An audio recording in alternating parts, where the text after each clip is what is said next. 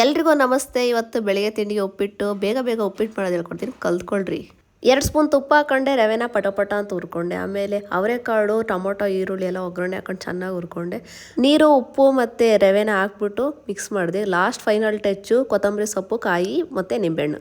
ನಮ್ಮ ಮುದ್ದು ನೋಡ್ರಿ ಹೆಂಗೆ ಮಾಡಾಕ್ಬಿಟ್ಟಿದ್ದಾನೆ. ಯೂಟ್ಯೂಬಲ್ಲಿ ನಾನು ವೀಡಿಯೋ ನೋಡ್ತಿದ್ದಾನೆ ನಮ್ಮ ಮುದ್ದು. ನೆಕ್ಸ್ಟು ನಮ್ಮ ಮುದ್ದು ಸ್ವಲ್ಪ ಹುಷಾರಿಲ್ಲ, ಅದಕ್ಕೆ ಹಾಸ್ಪಿಟ್ಲಿಗೆ ಕರ್ಕೊಂಡು ಹೋಗೋಣ ಅಂತ ಎಲ್ಲ ಹೊರಟು. ಎಲ್ಲಿಗೆ ಹೋಗ್ತಿದ್ದೀವಿ ನಾವು?